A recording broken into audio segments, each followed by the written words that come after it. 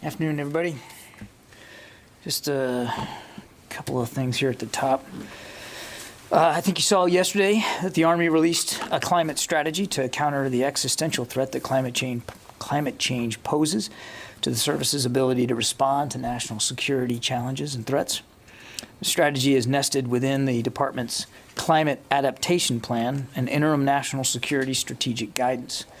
The Army is focusing its climate preparedness and resilience approach on 3 lines of effort: installations, acquisitions and logistics, and training. Among the objectives that are outlined in the strategy are the goal to achieve a 50% reduction in Army net greenhouse gas pollution by 2030 compared to 2005 levels, to attain net zero Army greenhouse gas emissions by 2050, and to proactively consider the security implications of climate change in strategy planning, acquisition, supply chain, and programming documents and processes. All right, we're having problems here. Can I have the spare?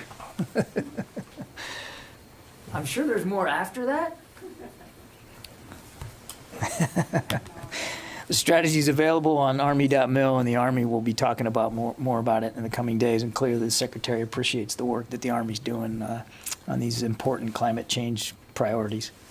In Africa, the annual training exercise Cutlass Express 2022 is underway after an opening ceremony in Djibouti on the 6th of February. Now in its 20th iteration, Cutlass Express is sponsored by U.S. AFRICOM and led by U.S. Naval Forces Europe, Africa, and U.S. 6th Fleet. The exercise is being conducted in the vicinity of Bahrain, Djibouti, Kenya, Madagascar, Mauritius, and the Seychelles until February 17th. 14 nations are participating and will conduct several maritime security exchanges to include vessel queries and shipboardings, airborne maritime patrol operations, and search and rescue drills. The exercise promotes national and regional security in East Africa, increases interoperability between the U.S., African nations, and international partners. Finally, I'd like to announce that the Secretary has approved the next round of DoD advisory boards and committees for resumption of operations.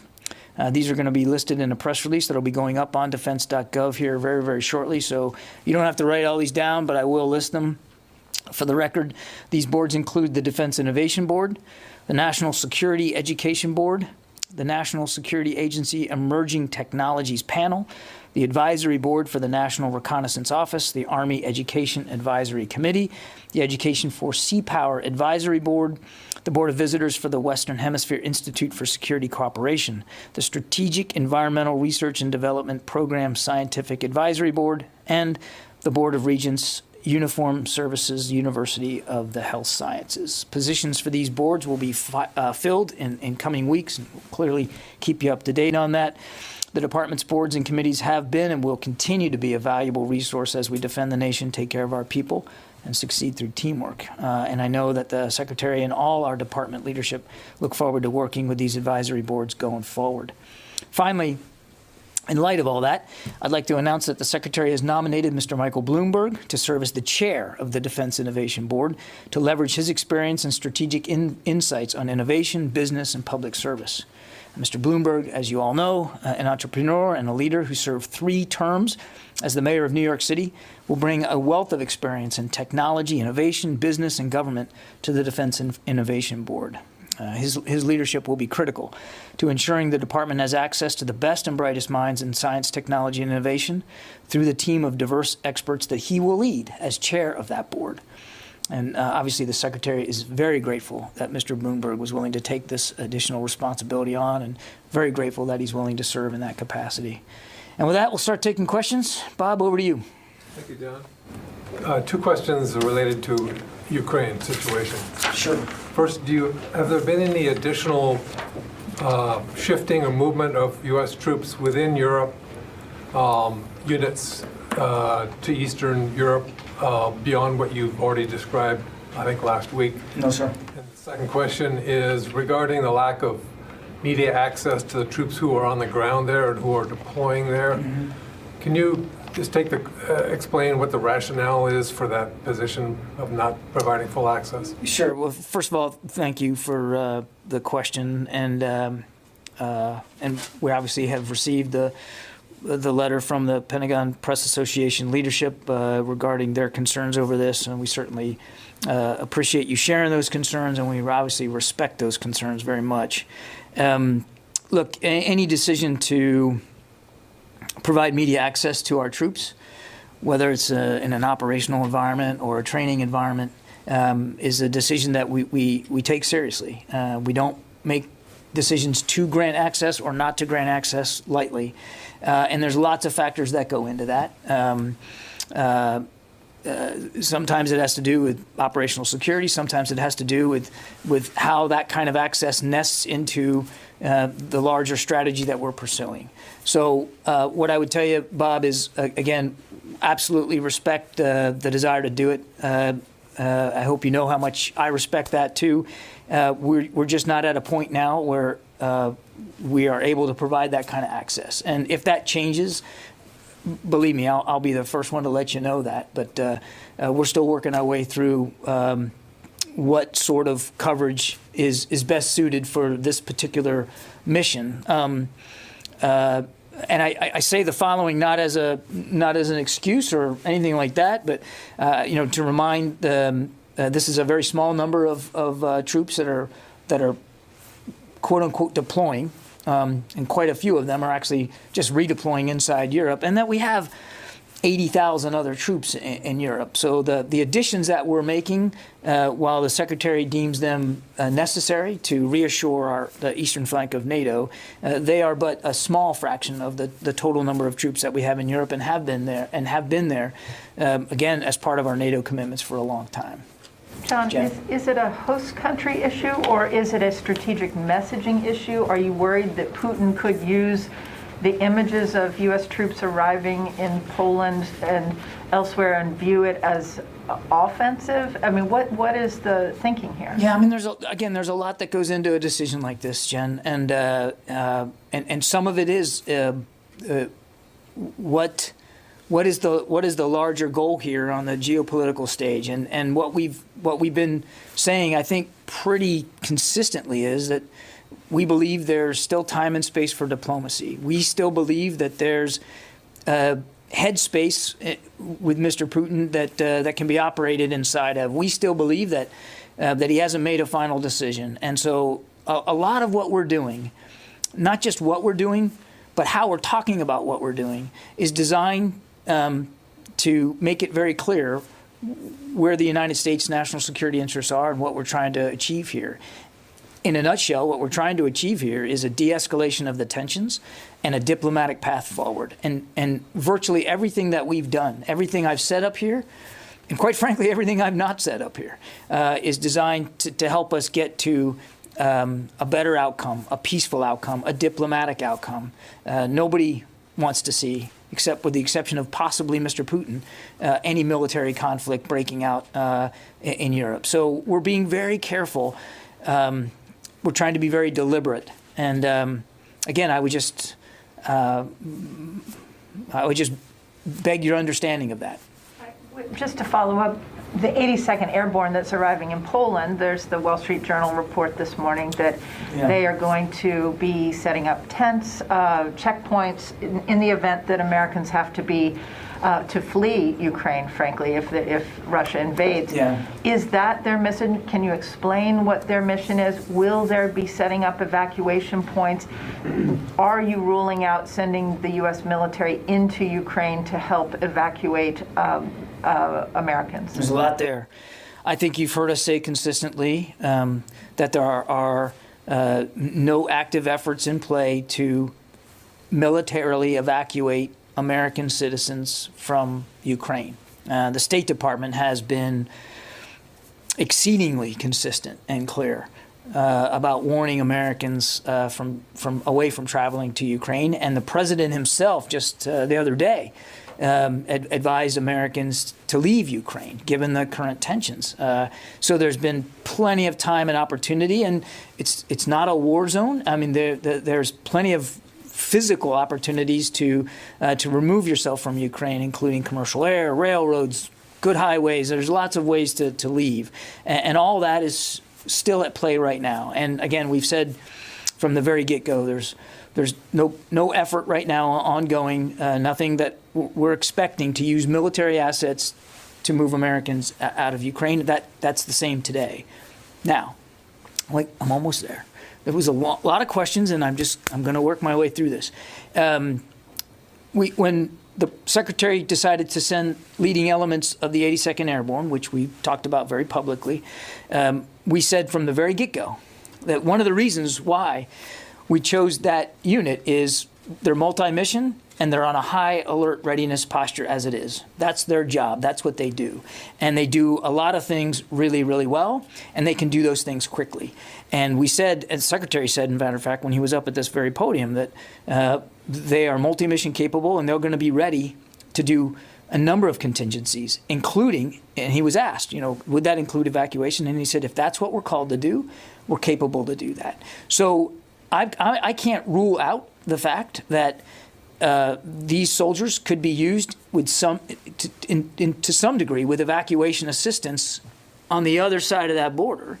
And certainly they're going to be prepared to do that. In fact, I've said that myself publicly, that the ability to contribute to any assistance that might be required, the 82nd would be prepared to do that. Now, as for what exactly how they're going to prepare for that mission physically and tangibly, I don't have anything to speak to with great detail today, but that is clearly going to is one of the missions that they're capable of doing, trained to do, and will be ready to do if needed. But Jen, the other thing that's I'd like to just foot stomp, and it kind of goes back to what I said at the risk of sounding redundant. If Americans that are in Ukraine heed the warnings that they have gotten from the State Department and from the President himself, there should be no need for the 82nd Airborne to have to assist with evacuation missions. If Americans that are in Ukraine are paying close attention to the warnings and the advisories that they've gotten and do the right thing while there's time to do it. Did that answer your question? Yes, thank you. It was a long one. I appreciate your patience. Megan. Can we get an update on the groups of troops who are newly arrived or newly moved around in Europe? How many have made it to Romania? How many have made it to Germany? How many made it to Poland? And also, Jen asked about the Wall Street Journal and the Poland situation. In Romania, what are they going to be doing? In Germany, at the command headquarters, what are their days going to look like once they're all settled? Yeah, the Stryker Squadron, I think they're leaving Germany today. It's going to take them some days to get to Romania. I think there's some very small leading elements, as you might expect. When the Army moves, they always move some leading elements. So there's some small elements already in Romania preparing for the rest to come. They'll be operating with our Romanian counterparts. I don't have anything more detailed than that. I'd point you to EUCOM to really speak to that. But remember, they're really going to reassure and to be able to provide additional capability in Romania. I would also remind Megan, there's already 900. So this 1,000 almost doubles what we already had in Romania. Nothing really significant changes in terms of the 82nd Airborne. They continue to flow in tranches. So of the 1,700 that we said were going, less than half are already there, and the rest will flow in over the next few days. And again, they will be establishing themselves, as I answered to Jen, to be able to respond to multiple contingencies and to conduct whatever missions they're called on to do. One of them could very well be preparing for some sort of evacuation assistance on the Polish side of that border. So to follow up, the Army's 5th Corps has a headquarters in Poland that they stood up recently, ostensibly for this sort of mission. Are they being involved at all in any of this, or were they considered to be involved in any of these deployments? Yeah, I mean, I think they're absolutely involved, and I think the Stryker Squadron sort of reports up through that chain of command as well. I'd point you to EUCOM to speak with more specificity about how the different headquarters are going to be broken down. Yeah, Janie. Thank you, John. I have a question on the Korea, China, and North Korea. And the first question is the three-party, U.S. and South Korea, Japan, defense ministers meeting will held be soon. Is that date set yet? I'm sorry, is that what? Defense ministers, three-party talks, South Korea, U.S., Japan, defense ministers meeting will be held soon. Okay. It announced yesterday. Yeah. Is date set yet? Is it? I mean date. When will it be? Is there a date? Yes. Oh, I think we'll have more to talk about that pretty soon. I think Means pretty soon. means very soon.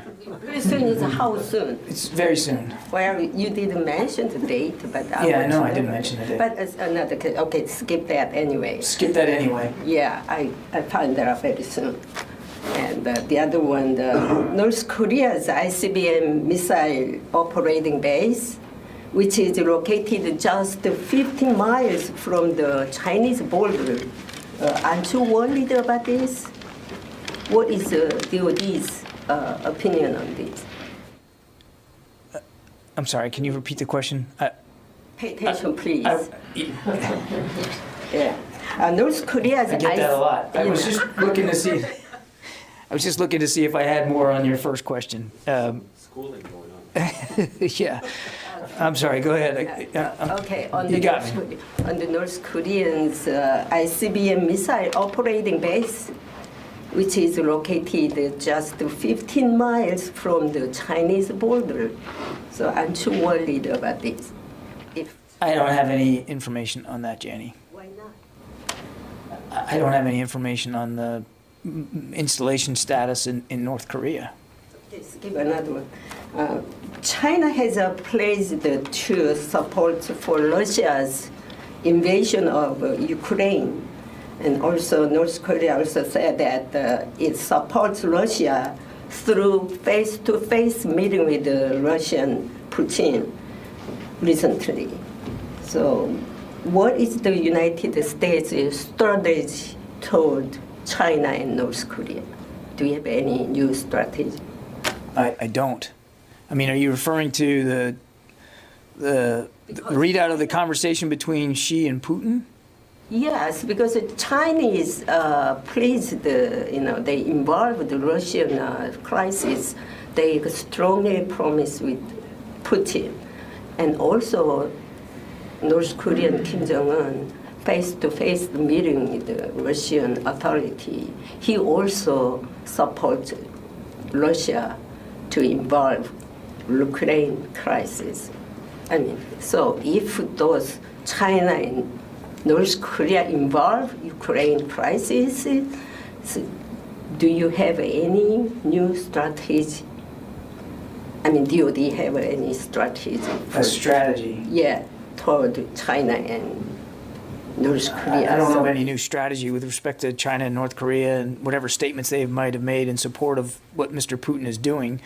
We're focused on, again, trying to find a diplomatic path forward here so that this doesn't devolve into conflict over Ukraine, and to make sure that we're shoring up our contributions to the NATO alliance, which we take very seriously. I'll only say what I've said before. I mean, these two countries, Russia and China, are not countries with a whole lot of friends, and aren't part of broader alliance systems that they can rely on. And every indication that we've seen is this. In recent days here, this is more of a partnership of convenience, if anything else, between Xi and Putin. And these are not two countries that are uniformly aligned on every issue. So they can speak for themselves, and what they've put out in their little communique, that's fine. We're focused on making sure that we are committed to the NATO alliance, that's obvious, and to trying to find a diplomatic path forward here. Oren?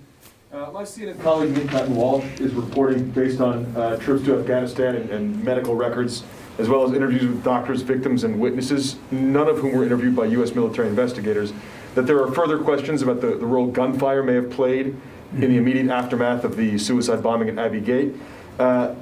Should the Pentagon further investigate this matter, or does Pentagon leadership feel that the matter has been satisfactorily investigated to this point?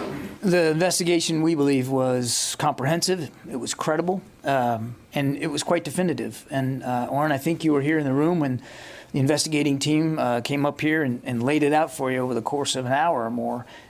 Pretty detailed work. And as they said, and I'm quite frankly quoting from their work, the investigation found no definitive proof that anyone was ever hit or killed by gunfire, either U.S. or Afghan. And I think I'd leave it at that. Let me go to the phones here. Carla, I promise I won't forget you, but I haven't done anybody here. Travis Tritton from military.com. Hey, John, thanks. Most of my questions were asked, but I did want to ask, it looks like there may be an agreement on the Hill on annual defense funding. And I know there was a lot of dire talk from the military branches about the effects of a CR. And I was wondering if you could just talk about the current situation in DOD and how you're faring on a stopgap budget measure. Thanks.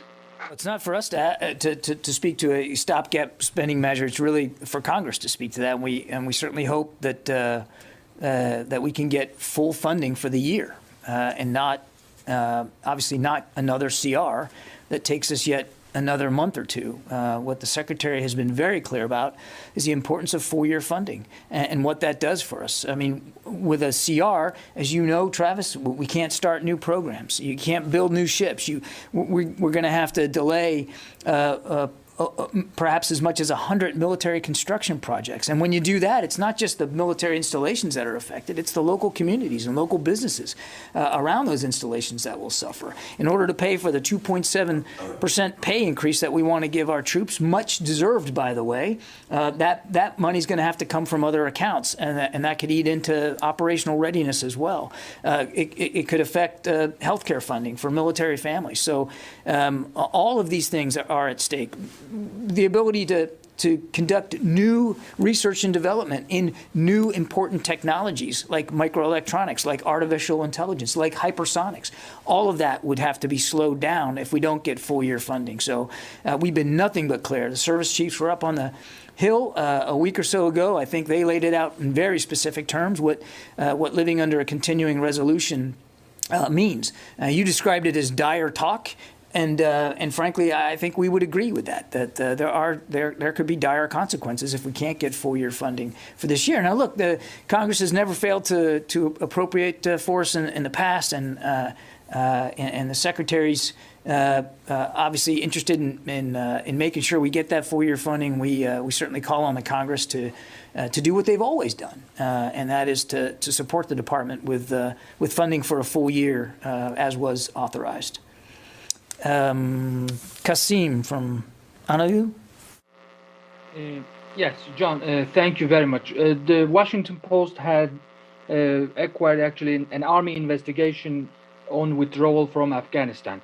And in that report, Brigadier General Sullivan told the investigators that he wanted to stage supplies to host 5,000 evacuees at Kabul airport, but his efforts was complicated because he was not permitted to discuss the possibility of a full-scale evacuation with anyone other than British officials. So my question is, why would the U.S. prefer not to be transparent to the partners who without hesitation took arms to support the U.S. after 9/11? So first of all, what the Washington Post is reporting on are the raw materials that went into the Abby Gayton investigation, which you all were briefed on Friday. So these documents that were released under the Freedom of Information Act are really the raw material that went into that investigation about Abby Gate.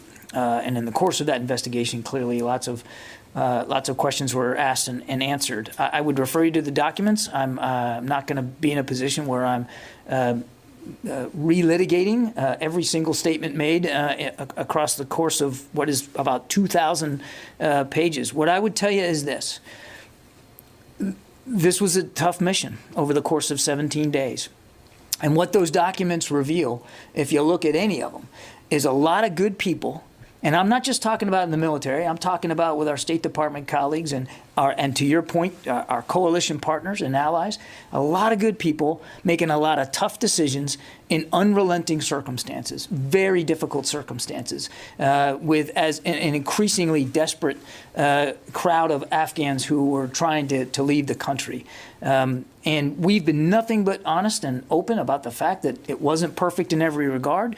We've got an after-action review going on right now. We're going to learn from the mistakes were made, but we're also very proud of the fact that together, with our interagency colleagues at the State Department, brave diplomats who are on those gates with our Marines, with our coalition and allied partners, that 124,000 people were safely evacuated from Afghanistan. That's no mean feat. You know, one of the things we don't talk about today is the fact that we've got just over 6,000 now Afghans that are on 2 military bases here at home.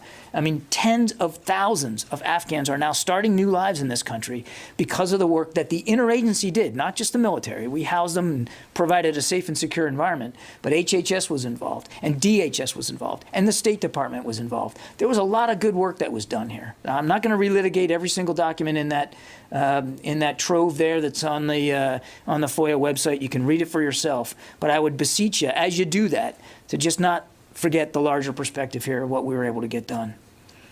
Mike Brest, Washington Examiner. Hi, Mr. Kirby. Thanks for taking my question. Back in December, you said that there were active discussions going on about mandating the coronavirus booster vaccine. Where does that stand right now? No decisions to speak to, Mike, with respect to any decisions on making the booster mandatory. I think we're still examining that. Joe Gould, Defense News. Hi, John. Thanks for taking my call. The American Federation of Government Employees, it's America's largest federal employee union, wrote a letter urging lawmakers to repeal a series of caps on civilian workers at Pentagon headquarters functions. And their argument is that those roles are being filled by an inflated contractor workforce. Would the Pentagon welcome that move by lawmakers if they decide to follow the recommendation of the union? Joe, I'm going to have to take your question there, partner. I am not aware of that letter or that issue, and I don't think it'd be good for me to speculate on that. So let me take that question. We'll get back to you. Carla. Thanks. Just going back really quickly to Jen's and to Bob's question. So can you confirm the details that troops that are currently in Poland are setting up tents, checkpoints, and other things to prepare for an evacuation currently? I know of no tents that are being set up right now, Carla. Again, there's only sort of less than half of the leading elements that are there, the 1,700 that we talked about. That's not the whole of the 82nd Airborne, 1,700. So it's not even the whole unit itself. And that 1,700, about less than half of them are on the ground right now.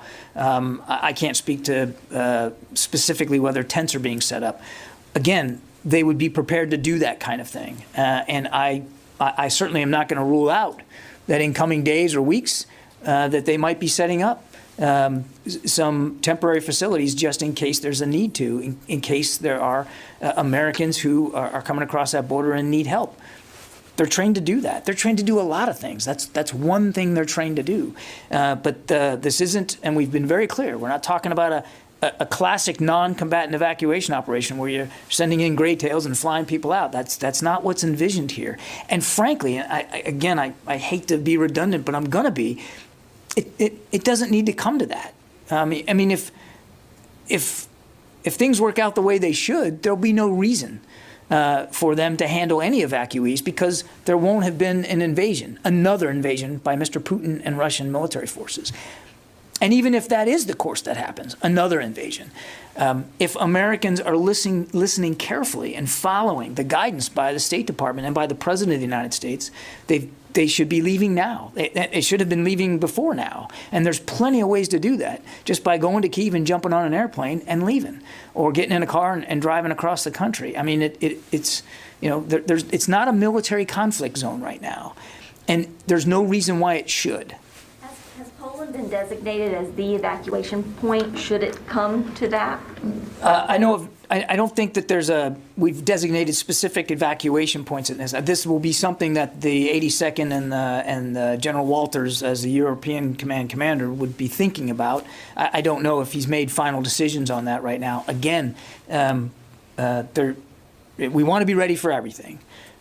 We would ask that Americans in Ukraine also make themselves ready and do the right thing for themselves and for their families and not travel to Ukraine, and if they're in Ukraine, to leave Ukraine while there's time and certainly every capacity and capability to do so safely and efficiently through normal commercial transportation. And then lastly, you said that no additional troops have gone to Europe, but have any additional troops in the United States been placed on high alert since you last updated us? Not that I'm aware of, no. Okay, thank you, John. First, I have a question on Ukraine. So you're asking thousands of Americans' families to abandon their lives in Ukraine and leave, which is not an easy decision to make, as you know. Why should they do that? Based on what? Up until now, you say, we don't know, we don't think Putin has made a decision. We don't have the intelligence to say whether this is going to happen or not. So you're asking them to make such a crucial decision that will have major implications on their lives without giving them any real information that there's an imminent threat. I mean, that's what I'm getting at. No, Fadi, I think I'm going to take issue with the question there. First of all, we're advising them to do this, and the State Department has, I don't want to speak for my State Department colleagues, but they've been very clear about that guidance and that advice. Obviously, we can't make them do it. They have to make those decisions for themselves. I think, Fadi, you've been sitting on these briefings as well as anybody else. We've been nothing but clear about the continued military buildup along that border with Ukraine and in Belarus and the continued military options that Mr. Putin has available to him. We have been, I think, extraordinarily transparent about the possibilities of military conflict inside Ukraine. And so we've made no bones about that. And in our best judgment as a government, our advice is that this is not the time to be going to Ukraine. It's not the time to be staying in Ukraine. Each of these families, you're right. We're not saying they're easy decisions. We understand that. And they're going to have to make these decisions for themselves and as appropriate. All we can do, all we must do as a government is give them the best advice and guidance we can based on the information that we're seeing and what we know to be the case on the ground. So that's what we're doing. Okay, can I ask another question, please? Sure. So do you, I asked a couple of days ago again about the operation against ISIS leader Khorashi, northeastern Syria. Do you have any updates on whether you revised the number of civilian casualties during that operation? I don't. Tony Capaccio, Bloomberg. Hey, John, sorry, I accidentally muted myself. I have a budget question, FY23 budget question. Yesterday, Secretary Wormuth confirmed that the DOD has not yet received its top-line guidance from OMB, which isn't surprising since DOD set over its desired number in mid-January. But here's my question. What is the current DOD inflation estimate for FY23? It was 2.2% for 22. There's a lot of interest in this subject, and I know DOD has an inflation estimate for 23. What is it? Tony, I will take your question. Sylvie? That'd be good. Written answer. Hello, John. Thank you. I have actually 3 questions.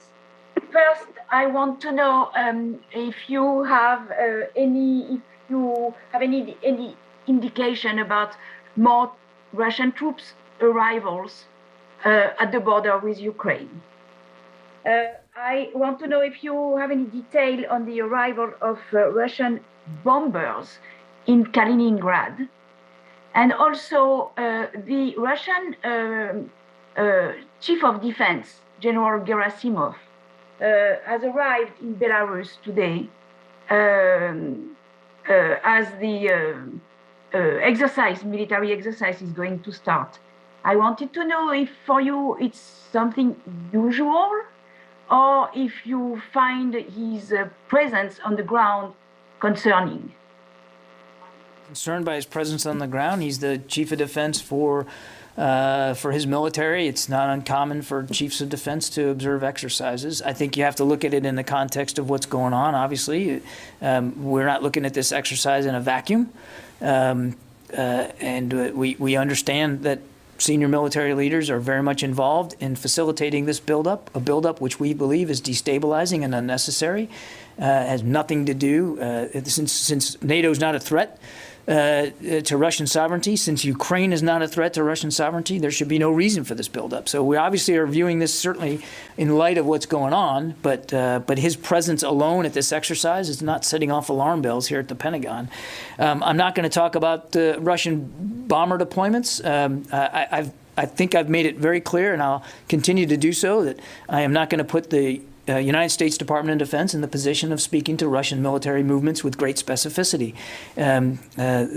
We can speak for our own, but I'm not going to detail on a day-to-day basis every movement of every unit inside the Russian armed forces.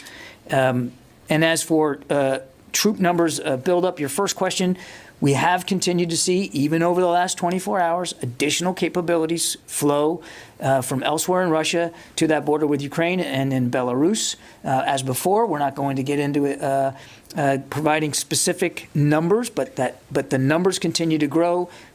We maintain that he's north of 100,000 for sure, and he continues to add to that capability. We also see indications that additional battalion tactical groups are on their way. And so every day he adds to his options. Every day he adds to his capabilities. Every day he continues to destabilize what is already a very tense situation. And he could easily destabilize by moving these forces back home and by committing to a diplomatic path forward. Caitlin Dornbos from Stars and Stripes. Hey, John. Following up on some previous questions, I know you've got no ongoing plans for evacuation, but I just want to see if you can confirm that the Pentagon has received approval from the White House to evacuate civilians from Ukraine should Russia invade. And then also, I know you're being pretty tight-lipped on north of 100,000, but I think we've been at north of 100,000 for about 6 weeks now. Is there anything more you can give us as far as, I've seen reporting of all the way up to 140,000 or 170,000? Thank you. Not today. Nope, Caitlin, I'm just going to stick it north of 100,000. But he does continue to add to his capabilities. And look, in terms of the approval process, I mean, you guys have been covering this place long enough, you know. I mean, the secretary is the top of the chain of command here in the military, at the department anyway. The commander-in-chief, the president, is at the top of the chain of command in terms of the use of the United States military. So the secretary issues the orders, but on an issue of this importance from a geopolitical perspective, of course there's going to be interagency discussion, and of course there's going to be the involvement by the president in decisions of this nature. Nancy Youssef. Thank you. I'd like to go back to your answers about embedding and why journalists can't do so. You said that among the reasons was that embedding was that you were considering the national security interests and that the U.S. wanted diplomacy to play out. But journalists were embedded in the run-up to the 2003 invasion when the U.S. also was hoping diplomacy would prevail. And I'm having a hard time understanding how less transparency reflects the national security interest of a nation that promotes freedom of press worldwide. So I was hoping you could give us a more specific answer on why journalists can't embed with deployed troops and what the process will be going forward in light of the PPA letter. Thank you. Thanks, Nancy. I do think, again, I stand by what I said to Bob. We obviously respect the job that you do and appreciate it. And we try to provide as much transparency and access as we can. It oftentimes is not as much as you want, and I get there's a natural tension there. There are a lot of factors that go into making decisions about access to you. I mean, even just how many briefings we're going to do every week is not something we do accidentally. We make these decisions very deliberately, and they are nested inside larger national security goals and national security efforts. And I fully appreciate that not all of our decisions are going to be popular. I do think comparing this to 2003 in Iraq is not a fair comparison. This is a modest number of forces that are redeploying, or I'm sorry, relocating to provide reassurance to allies, and as measured against the percentage of 80-some-odd thousand troops that are already in Europe, it's a pretty small addition, and it's really done on reassurance. So if there's a change in the approach that we're going to take here at the department, I will absolutely let you know. I do appreciate the concerns that have been very clearly communicated, and again, we respect those concerns, and we have obviously duly passed those concerns on up the chain of command. Pierre.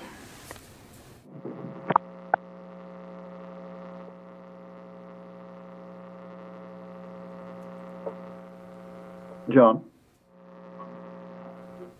I'm here, shipmate. You there? Yes, I have a question. Iran today announced that they have a new ballistic missile. Do you have any early assessment of this missile, if it is also dangerous to U.S. soldiers and to allies in the area? I have not seen the announcement by Iran that they have a new ballistic missile program, so I don't have any specific to say that. That said, we have continually watched as Iran has improved their ballistic missile program, and we are keenly aware of the regional threats that ballistic missile program poses, which is why we're working so hard with allies and partners in the region to be able to counter those kinds of threats and to make sure that we are contributing to their self-defense needs as well. Okay, I've got time for one more, and I'd like to go to Anna Maria from Romania TV.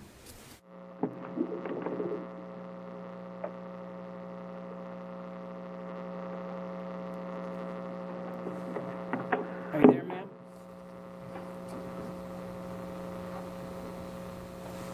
Okay. Looks like Anna Maria was not there. Does anybody else have one more? Follow up on Pierre's question. So Sure. He was referring today, Iran revealed a new missile. It's the Khaybar Shakan.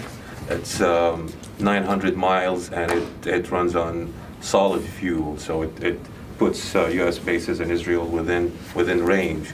And then it's been announced today at the heels of the new round of negotiations in Vienna concerning the Iran nuclear program. So how do you think Iran is messaging something to the U.S. and Israel? And Again, I can't speak to this announcement, Fadi. I haven't seen it, so I'd rather reserve comment on a missile they claim they have.